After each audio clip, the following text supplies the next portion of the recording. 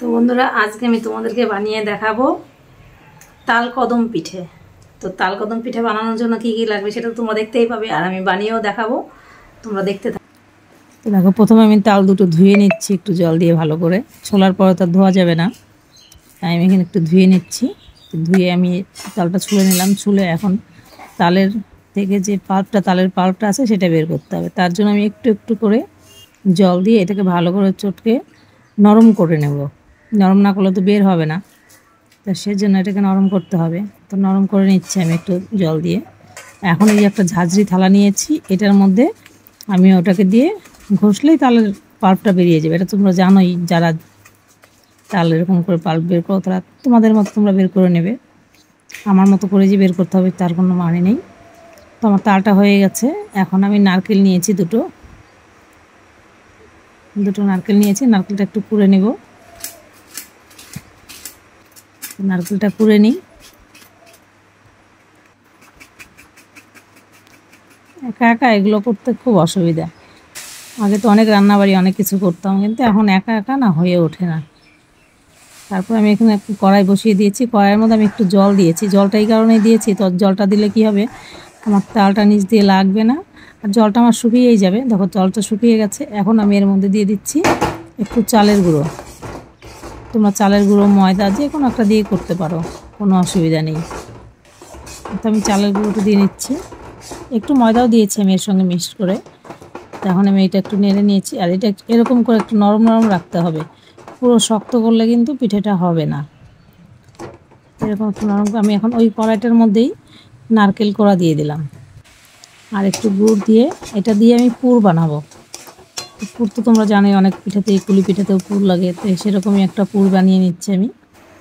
পুরটা বানানো হয়ে গেছে। আর দেখো, আটাটা আমি যে করেছিলাম ওটা আমার একটু নরম হয়ে গেছে। তো আমি এখন এর মধ্যে একটু আটা দিয়ে আর একটু মেখে নেব। মানে বেশি নরম হয়ে গেছে, তো আমি এটা একটু আটা দিয়ে মেখে নিই। তারপর আমি এই যে একটু ঘি নিয়েছি, হাতের মধ্যে একটু ঘি লাগিয়ে নিলাম। নেওয়ার পরে আমি গোল গোল করে বল বানাবো। আবার দেখো, বল বানিয়ে এবার খেলতে লেগে যায় না সব। আমি বলগুলো বানিয়ে নিচ্ছি। হয়ে গেল আমার এরকম করে গোল করে বানানো। 2 আঙ্গুল দিয়ে এরকম চেপে চেপে একটু গোল করে নেবে পুর দেওয়ার জন্য ওর মধ্যে। তখন আমি পুরটা ওর মধ্যে দিয়ে নেব।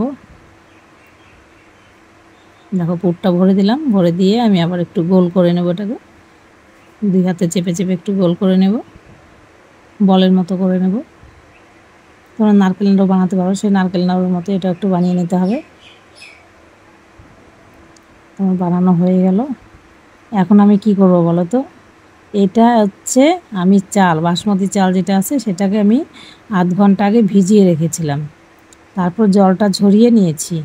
ওই চালটাই গায়ের মধ্যে এখন লাগিয়ে দিচ্ছি। আর এই চালটার জন্যই কদম ফুলের মতো হবে। তো চালটা আমি লাগিয়ে নিলাম। তো এখন চলো বাদবাকিগুলো বানিয়ে নিই। তো দেখো, আমি একইভাবে ওইগুলো বানিয়ে নেব। ওই একই সেমভাবে ওরকম করেই বানিয়ে নিচ্ছি আমি বাদবাকিগুলো।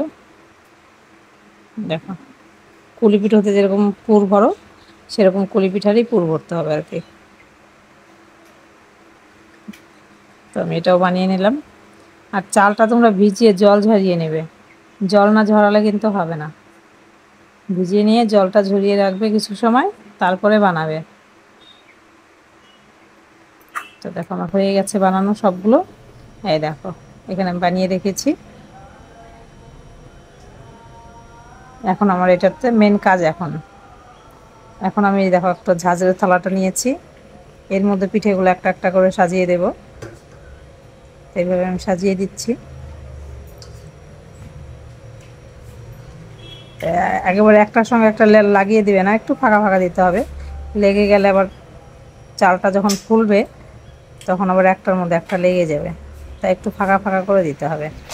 তারপর এখানে আমি গ্যাসের মধ্যে সসপ্যানে জল বসিয়ে দিয়েছি। জলটা ফুটে উঠলে আমি থালাটা বসিয়ে দেব। তারপর থালাটা বসিয়ে দেবো আমি। এখন জলটা ফুটে উঠেছে, যে বসিয়ে দিলাম। বসিয়ে দিয়ে ঢাকনা দিয়ে ঢেকে দেব।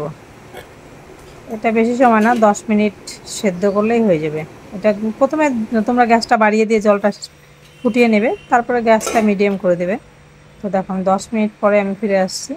দেখো এটা কিন্তু ঠান্ডা হলে আরও একটু চালগুলো আরও একটু ফুলে ফুলে উঠবে। আমারটা একটু একটু লেগে লেগে গেছে, কারণ জায়গাটা কম হয়ে গেছিলো, আমার আর একটু ফাঁকা দিতে হতো। তো দেখো তারপর উপরে একটু তালের আমি ক্ষীর করেছিলাম, সেটাই আমি উপরে একটু দিয়ে দিলাম তালের ক্ষীরটা। আর এই দেখো ভেঙে দেখাচ্ছে আমার ছেলে, দেখো আমার ছেলে ভেঙে দেখাচ্ছে, দেখো কত সুন্দর।